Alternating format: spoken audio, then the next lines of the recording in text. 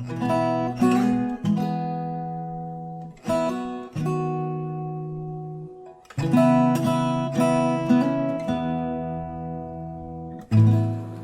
kita lihat Yesaya pasal yang ke-26 ayatnya yang ketiga. Kita akan lihat firman Tuhan.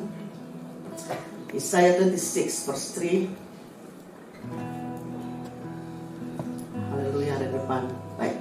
Yang hatinya teguh kau jagai dengan damai sejahtera, sebab kepadamulah ia percaya. Dikatakan yang hatinya teguh kau jagai dengan damai sejahtera, sebab kepadamulah ia percaya. Kita melihat bahasa Inggrisnya.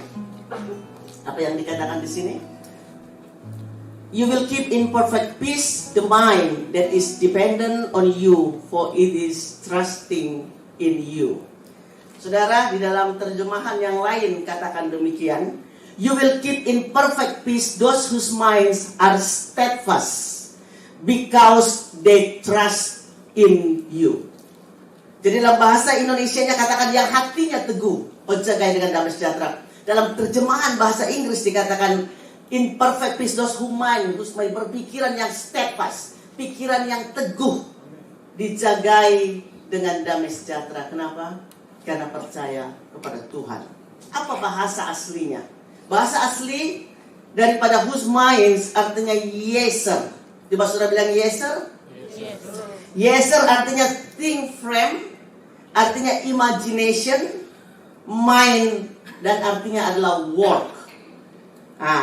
Ada kalimatnya saudaraku tentang steadfast mind ini. Dikatakan yeser samuk vozor shalom shalom kibaka batua. Yang artinya saudara, orang yang kerangka berpikirnya berfokus pada tujuan-tujuan Tuhan, itu akan dijaga dalam damai sejahtera.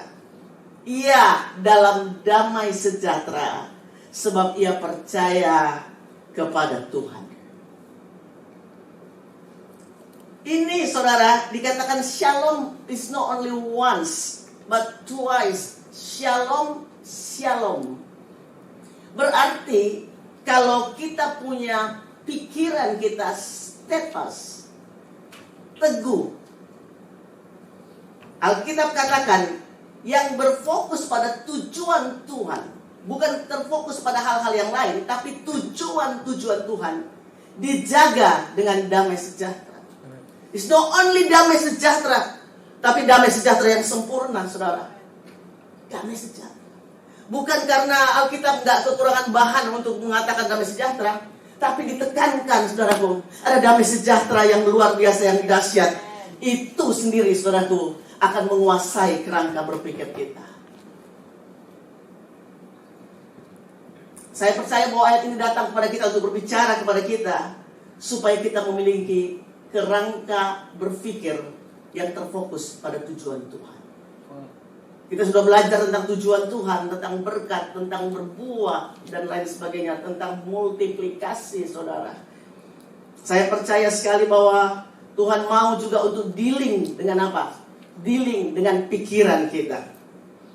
Karena untuk kenal tujuan Tuhan, kita, saudaraku, akan temukan identitas kita sebagai anak Tuhan. Amin.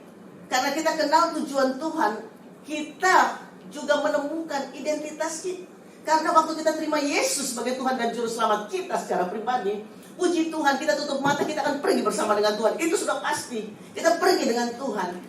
Dan saudara tahu bahwa hadiah yang dahsyat yang Tuhan berikan kepada kita adalah identitas Dia berikan buat saudara dan saya. Dan identitas ini kita tahu bahwa identitas kita ini sebagai anak-anak Tuhan. Kita gak punya waktu saudara untuk bicara apa yang Tuhan bicarakan buat kita, apa yang kita dapat gift dengan semuanya. Saya ada catat, ada lebih kurang 7 hal. Kalau kita tahu bahwa kita identitas kita anak Tuhan, saudara, kita unik. Amin. Gak ada duanya orang di dunia seperti saudara. Saudara unik, spesial di mata Tuhan. Kedua, saudara berkenan di hadapan Tuhan. Saudara, orang-orang kayak ini berkenan di hadapan Tuhan itu powerful, itu luar biasa. Hanya kita ngerti, kita punya identitas anak Tuhan. Apalagi saudaraku, kita berkuasa. Injak ular kalajengking usir setan, saudaraku, kita berkuasa, saudara. Kan main-main, ada kuasa Tuhan berikan buat saudara. Kita kudus lagi. Walaupun kita bukan dari kota kudus, tapi kita kudus, saudara. Kita baru, kita ciptaan yang baru, kita merdeka. Wow, luar biasa. Dan juga Alkitab bilang ini, kita minta apa saja. Yang minta apa saja itu anak Tuhan, bukan anak Tuhan nggak bisa, saudara. Mintalah maka akan diberikan, carilah maka akan mendapat, ketuklah maka akan dibukakan bagimu. This is only for us. Makanya identitas kita sebagai anak Tuhan ini, saudara, kita tahu nggak terlepas daripada karya Kristus di kayu salib buat kita. Identitas inilah yang membuat kita membangun pola pikir. Identitas ini, saya ulang lagi, ini membangun pola pikir kita yang kuat. Banyak orang rajin, banyak orang melayani Tuhan, banyak orang jago, saudaraku, dalam pelayanan. Tapi maafkan, dia sangat lemah dalam kerangka berpikirnya. Suka menghakimi, judging orang, mudah tersinggung, lihat orang langsung punya asumsi dalam pikirannya, jago melayani, tapi tidak bisa dealing dengan pikiran. Sebab itu kita perlu mengetahui akan ini. Kita perlu bangun pola pikir kita yang kuat di dalam Kristus. Tentunya ini ada hubungannya dengan yang bahasa Indonesia tentang hati. Karena saudaraku, dalam hati kita harus berhubungan dengan pikiran kita dan terjadilah tindakan-tindakan kita. Kita hafal itu ayat, jagalah hatimu dengan segala kewaspadaan karena dari situlah terpancar kehidupan. Lalu dalam kitab Injil Markus pasal yang ke-7 21, saudaraku, dikatakan dari dalam hati orang timbul segala pikiran-pikiran jahat dan lain sebagainya. Jadi hati kita connect dengan pikiran kita dan juga, saudaraku, dengan tindakan-tindakan kita. Ada Roma 12 ayat 1 sampai 2, kita hafal ayat ini. Dikatakan jangan kamu jadi serupa dengan dunia ini, tapi berubahlah oleh pembaharuan budimu. Saudara mengerti bahwa pembaharuan budi artinya renewing of your mind, pembaharuan pikiranmu, supaya kita dapat membedakan mana kehendak Allah yang baik, yang berkenan kepada Allah, dan yang sempurna. Saudaraku, renewing of your mind itu di dalam bahasa aslinya, saudaraku, bahasa Yunaninya anakainosis. Apa artinya anakainosis? Artinya adalah renovation. Pikiran kita perlu mengalami renovasi.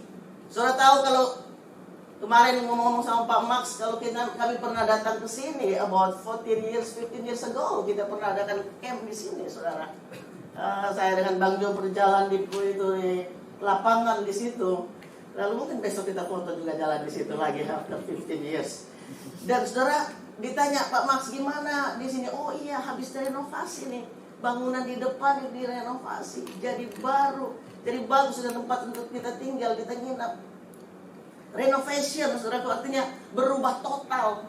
Saya percaya, saudaraku, memperbaiki yang rusak, complete change. Kalau pemikiran kita mengalami perubahan, kalau kita tidak renovasi pikiran kita, kita sulit mengaktualisasi pelayanan kita menjadi hal yang nyata. Sebab itu ada beberapa hal yang saya ingin bagikan dengan cepat buat saudara sekalian pada saat ini, bahwa pikiran kita itu, saudaraku, seperti apa? Seperti kebun. Pikiran kita seperti kebun. Ditanam di apa? Ditanam di kebunnya kita. Ilalang-ilalang apa di kebun kita? Ilalang kecemasan kah di situ? Ilalang depresi kah di situ? Ilalang ketamakan kah di situ? Ilalang kemarahan kah di situ? Kalau kita tahu ada ilalang di situ, mumpung dia belum tumbuh dengan lebat, cabut aja. Amin. Cabut sampai ke akar-akarnya. Yesus adalah sumber pertumbuhan yang luar biasa. Apa yang perlu kita lakukan? Serahkan kepada Yesus. Serahkan kepada Tuhan pikiran kita. Karena kalau enggak, bisa menjadi hutan yang lebat.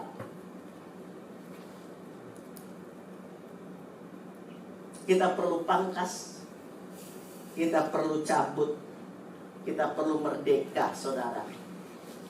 Saya ingat sekali saya pernah bicara buat saudara, saya lupa di ibadah mana, mungkin di City, bahwa di Point Cook juga, siapa yang jaga pikiran kita? Kita sendiri. Kita harus jadi satpam dengan pikiran kita. Nggak bisa Pak Albert suruh Boni jaga pikirannya, nggak bisa. istri atau suami kita atau pendeta kita. Enggak, saudara. Kita perlu, saudara, selalu scan dengan apa? Pikiran kita.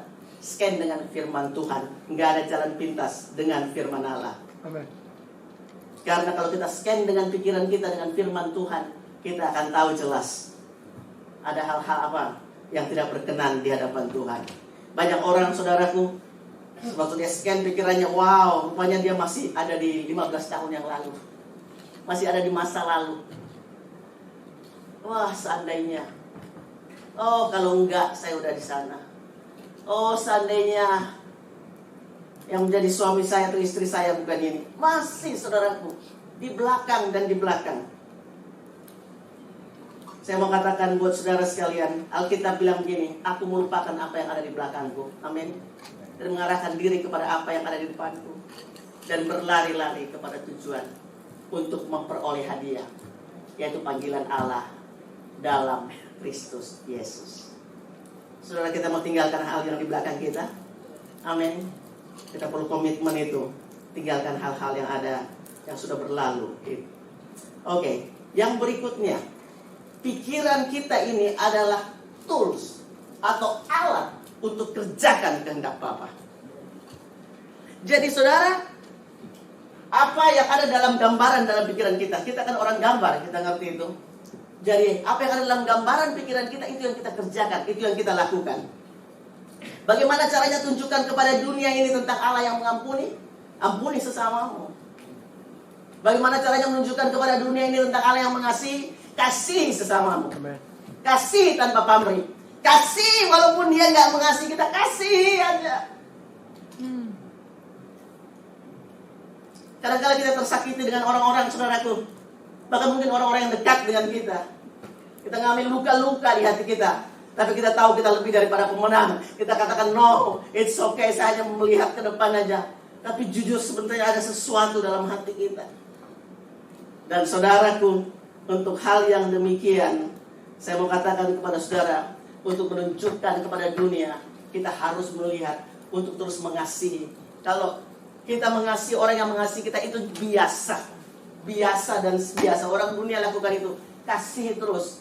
Orang-orang mungkin yang tidak mengasihi kita, kita mengasihi. Dan saya mau katakan buat saudara, kita nggak bisa melakukannya dengan kekuatan kita, tapi kita percaya ada kuasa Roh Kudus yang memampukan kita. Dan ini perlu dengan apa? Komitmen kita di hadapan Tuhan. Keputusan saudara dan saya. Saya selalu ulang-ulang katakan, untuk mengampuni, mengasihi is not a willing, but as a decision that we have to make. Dan selalu ada grace of God. Ada anugerah Tuhan di dalamnya. Karena anugerah Tuhanlah kemampuan yang diberikan kepada kita. Di mana nggak mampu kita lakukan dengan kemampuan kita sendiri. Sekali lagi, pikiran kita adalah alat untuk mengerjakan kehendak Bapa. Kalau saudara mungkin tanya saya, apa yang ada dalam pikiranmu?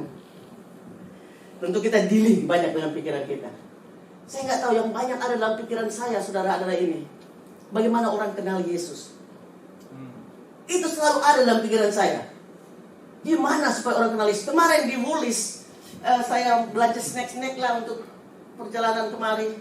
Ada anak kecil, saudaraku, umurnya mungkin 3 tahun, lari-lari. Lalu dia bilang, I lose my puppy, I lose my puppy. Dia bilang gitu. Oh, lalu apa yang terjadi? So where is your mom? Where is your dad? Dia nggak tahu, dia cuma bilang, I lose my puppy, I lose my puppy. Terus saya bilang, okay, you know that Jesus love you? You know that Jesus love you? We can pray to Jesus. Terus dia cuma bilang, terus makan. Akhirnya saya sama dia cari keliling Woolies, saudara. Nggak dapat papinya itu. Akhirnya saya bilang sama pegawai Woolies, dan dia pikir saya culik anak orang kan. Saya bilang, you know what, ini anak. Dia kali cari orang tuanya, dia kehilangan orang tuanya. Terus dia bilang, oh oke. Lalu dia itu anak tunjuk, dia punya opa di sana. Rupanya opanya pergi belanja, dia dibiarkan sendirian.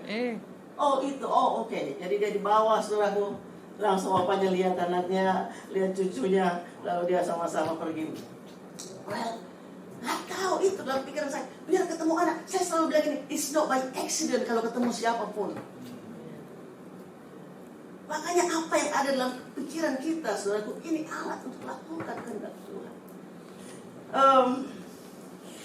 Saya pikir kita akan ngomong sebentar aja. Lihat waktu. Kemarin perjalanan di Amerika, saya melayani bicara di gereja di Houston kan. Bang Jo harus ada tinggal di California karena dia bicara di minggu di Rock di SoCal, South California. Saya harus bicara di Houston. Sudah tahu perjalanan dari California ke Houston nggak dekat, ya. Itu sekitar 4 jam. Saya harus transit di Denver, lalu saya harus transit lagi dari Denver berangkat dari LA ke Denver 2,5 jam, dan Denver ke Houston about 2,5 hours juga. Udah. Saudara, saya naik pesawat yang namanya Southwestern Airlines. Dan sudah tahu Southwestern Airlines kita dapat boarding pass tapi nggak ada seat number di dalamnya. Jadi kita harus pilih seat number yang mana kita mau duduk. Saya dapat di bagian C, 3C. Jadi semua penumpang udah masuk. Saya kira-kira 3/4 dari penumpang sudah masuk. Tergantung daripada harga tiketnya tentunya. Lalu karena semua penumpang 3/4 dari penumpang udah masuk, mereka lalu banyak pilih di aisle atau di window seat, right? So I have to choose in the middle. So choose in the middle seat is not easy. I have to looking around and pray. I said, Lord, which one? Which one I have to sit? So I saw a little girl about maybe 12 years old ada di situ. Saya pikir, I better sit there because dia ada kecil. Jadi mungkin saya bisa lebih leluasa. Anyway, saya bilang, no one sitting here. Saya bilang, no. So, saya ada di situ, duduk di situ. Berangkatlah kami dari perjalanan menuju ke Houston dari Denver. Sudah tahu pesawatnya turbulence. Dan saya senang turbulence. Oh my God. Because of what? Anak ini ketakutan, saudara. Saya takut juga, tapi oke lah. Nggak tahu kenapa kalau naik pesawat yang situ kayaknya oke aja sih ya. So anyway, dia takut. Saya bilang, it's okay, don't worry. Do you believe Jesus? Oh, I'm afraid. She said, do you want me to pray for you? Berdoa buat dia, saudara. Tuhan tolong supaya pesawat ini nggak goyang lagi, nggak turbulence lagi, supaya aman kami tiba dengan selamat. Habis berdoa benar loh, Tuhan jawab doa loh, saudara. Itu pesawat langsung tenang. Jalannya tenang. Saya bilang, you see that, you see that God answer our prayer. Oh yes, dia senyum, dia ketawa. Saudara, saya senang saya bisa bagikan Tuhan sama dia. Di samping kanan saya juga saya bagikan Yesus sama dia. Dia satu-satunya di dalam keluarganya yang tidak kenal Yesus, semua kenal Yesus. Lalu saya bilang, wow, it's not by accident ya kita ketemu. Saya bisa ceritakan Tuhan buat dia. Ini yang saya mau bagikan buat saudara, apa sebenarnya adalah pikirannya kita.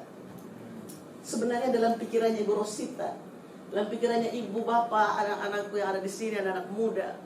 Ini adalah sebenarnya yang Tuhan berikan kepada kita. Untuk kita bisa do the God's will in our life. Lakukan kehendak Tuhan. Kita perlu renovasi pikiran kita. Kita perlu change pikiran kita supaya pikiran kita menjadi pikiran Kristus. Tahukah saudara bahwa dalam pikiran kita banyak sekali hal-hal spiritual warfare, peperangan rohani dalam pikiran kita, saudaraku. Kita perlu taklukkan pikiran kita kepada pikiran Kristus. Amin, saudara. Saya nggak banyak waktu untuk kasih tahu kepada saudara kalau keadaan hidup dalam daging dengan hidup dalam roh tentunya berlawanan sekali. Ya, setiap kali kita melakukan keinginan roh, kita tidak akan melakukan keinginan daging. Kalau kita melakukan keinginan daging, kita saudara tidak melakukan keinginan roh, bertentangan. Itu terdapat dalam Galatia pasal yang kelima kalau nggak salah ayat yang ke-17. Setiap kali kita tidak bisa melakukan kehendak Tuhan dalam hidup kita. Karena itu kita perlu kasih makan banyak pikiran kita, saudaraku, dengan firman Tuhan. Kasih makan banyak pikiran kita tentunya dengan pikiran Kristus dalam pikiran ini. 2 Korintus 10 ayat 5 itu bicara buat kita bahwa banyak medan pertempuran di pikiran kita dan kita perlu taklukkan itu pada Kristus. Saya akan bacakan ayat ini, bisa ditayangkan, mungkin ini adalah kedua daripada ayat yang terakhir yang akan kita lihat. Kami mematahkan setiap siasat orang dan merubuhkan setiap kubu yang dibangun oleh keangkuhan manusia untuk menentang pengenalan akan Allah. Kami menawan segala pikiran dan menaklukkannya kepada Kristus. Apa ayat yang ke-6 katakan? Dan kami siap sedia juga untuk menghukum setiap kedurhakaan bila ketaatan kamu telah menjadi sempurna. Saya percaya ini ada hubungannya dengan apa yang di-sharing dengan Bang Jo tadi, bahwa kalau kita melakukan kehendak Tuhan, kalau kita mengasihi Tuhan, kita mentaati Tuhan, dan ada ketaatan yang Alkitab katakan ketaatan yang sempurna itu, saudaraku. Kenapa? Kita tawan pikiran kita, saudaraku, pada salib Kristus. Kita tawan, saudaraku, supaya kita boleh memperoleh pikiran-pikiran Kristus di dalam kehidupan kita. Dan saya percaya bahwa Alkitab bilang begini buat kita, bahwa damai sejahtera Allah yang melampaui segala akal itu tentu akan pelihara hati kita dan pikiran kita dalam Kristus Yesus. Kenapa, saudaraku? Selalu ada medan pertempuran. Siapa di sini yang mengalami medan pertempuran dalam pikirannya? All of us. I do believe that. Tidak peduli pendeta kelas raksasa yang besar, kalau Billy Graham masih hidup, saya ingin tanya dia. Saya percaya bahwa dia juga menjawab hal yang demikian, saudara. Sebab itu kita perlu stand firm, kita perlu steadfast mind, kita perlu mengerti tujuan Tuhan di dalam kehidupan kita. Kita perlu punya kerangka berpikir, untuk kerangka berpikir kepada tujuan-tujuan Allah, sehingga kita boleh tahu apa identitas kita, dan juga saudara dengan pikiran Kristus dan hati kita yang diubahkan oleh Tuhan. Yang terakhir, pikiran kita harus ada penyalurannya. Karena iman tanpa perbuatan adalah mati. Iman, hati, pikiran, dan tindakan. Excellent is not an action, but excellent is a habit. Excellent bukan action, saudara, bukan tindakan, saudara, tapi habit kita. Saya percaya, saudara, apa yang kita lakukan terus-menerus di dalam kehidupan kita. Bangun kebiasaan ini. Saudara, selalu saya mau katakan, makan firman Tuhan, kebiasaan, take Bible seriously dalam hidup kita. Saya berdoa, saudaraku, garam 2024 dalam camp ini. Saudara, banyak, saudara, bayangin camp ini, saudaraku, udah diberitahu kira-kira berapa bulan yang lalu, 6 months ago, kalau kita mau adakan camp, saudara. Dan saudara ada di sini.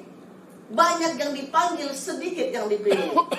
Dan saudara dipilih, saudara ada di sini. Saya yakin dan percaya bahwa nggak pernah sia-sia. Saya punya ayat emas dalam hidup saya. Saudaraku, berdiri teguh, jangan goyah, giat dalam pekerjaan Tuhan. Sebab kamu tahu bahwa apapun dalam persekutuan Tuhan, jerih payahmu nggak pernah sia-sia. Never ever in vain, nggak pernah sia-sia. Saudara duduk di sini. Saya senang waktu Mbak Dede bilang dengan saya, dia datang buat camp. Tanggal 13 dia pulang lagi ke Indonesia. Datang only for camp. Kesaksian Pak Sangat kemarin, dia berdoa minta izin sama orang di Perth untuk bisa datang ke camp ini. Anaknya juga bisa datang kemari. Wow, Pak Albert dan Ibu Boni, mereka juga kerja mereka serius, tapi mereka bisa back off dan bisa ada di sini. You know what? Saya lihat Didi dan suaminya boleh ada, bawa 3 anaknya dan saudara yang ada di sini. Serna juga bisa ada dengan keadaannya, dengan keadaan tubuhnya, tapi dia bisa ada di sini. Saya bisa sebut on and on, saudara, satu persatu. But you are here. You listen the word of God. Do you think this is by accident you are here? I don't think so. I do believe that God has called you. Anak muda yang ada di sini. Dan waktu saya melihat ada 40% anak muda dari Point Group sekian, dari Dandenong sekian, saya tahu bahwa ada hal yang besar yang Tuhan ingin kerjakan dalam kehidupan kita. Amin. Saya percaya waktu kita take it serius dengan Tuhan, saudaraku, Tuhan juga take it serius dengan kita. Makanya Alkitab bilang begini, bersungguh-sungguh hatilah dengan Tuhan. Bukan seperempat hati atau setengah hati, bersungguh-sungguh hati. Saya bilang ini, saya cinta Yesus.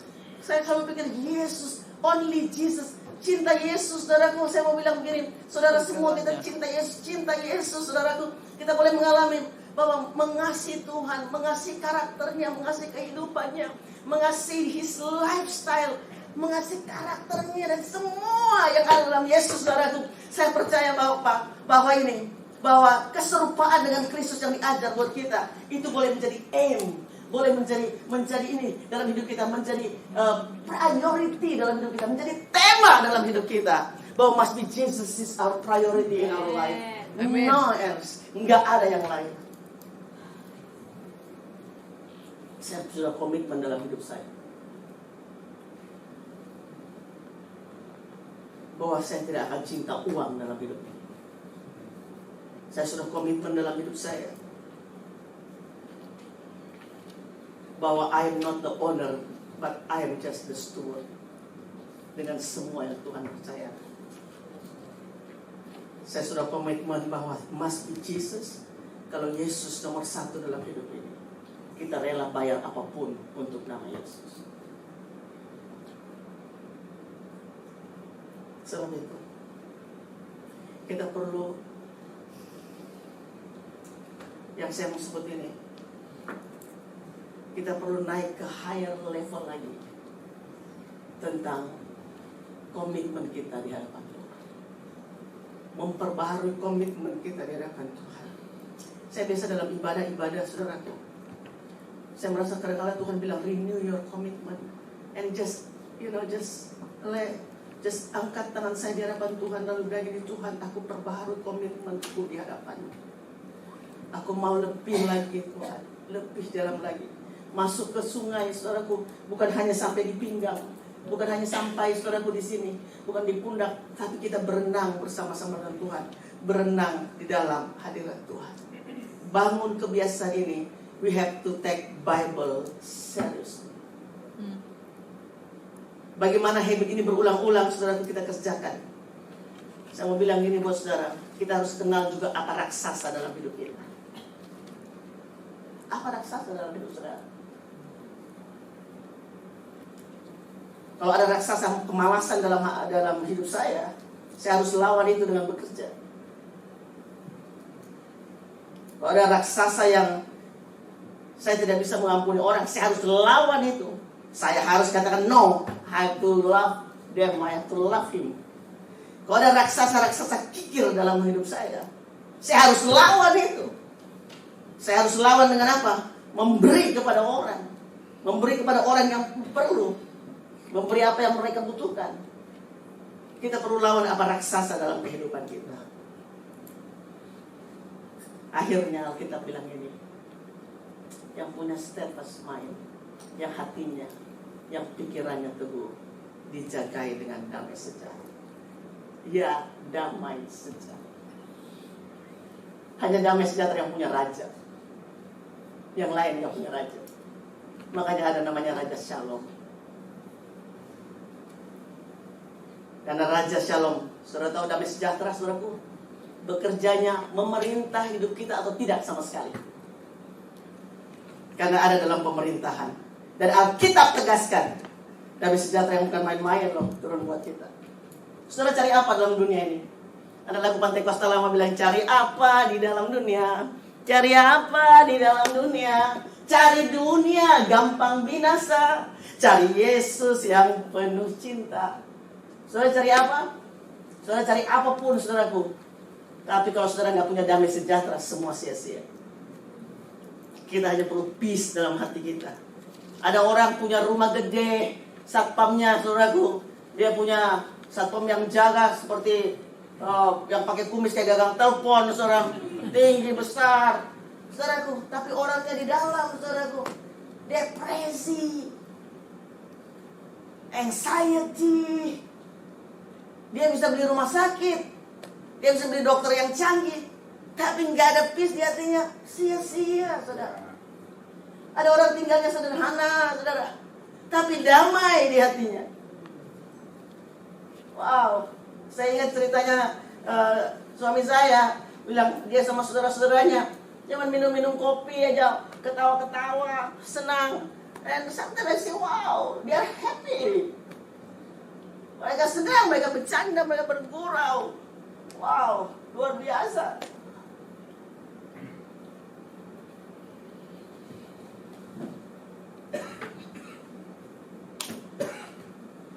Dan Tuhan bilang gini buat kita malam ini, terima damai sejahtera. Receive my peace I give to you. Saya ingat, saya pernah sekolah di Singapura. Nggak lama, cuma setahun. Itu lagu lama banget. Dulu orang masih pakai Walkman, saudara. Saya berangkat dari Marine Parade Road. Sekolah saya di Wilkie Road. Saya naik bus di sana. Itu lagu, saudaraku. Dengan Walkman saya jalan. My peace I give unto you. My peace I give unto you. Itu terus menerus. Saudaraku, membuat hati saya damai sejahtera. Saya ingat sekali di tengah-tengah pandemi, saudara. Saya nyanyikan itu lagu. Kita semua dalam keadaan banyak bingung kapan selesainya. Itu lagu bilang ini, damai di hatiku seperti sungai yang mengalir.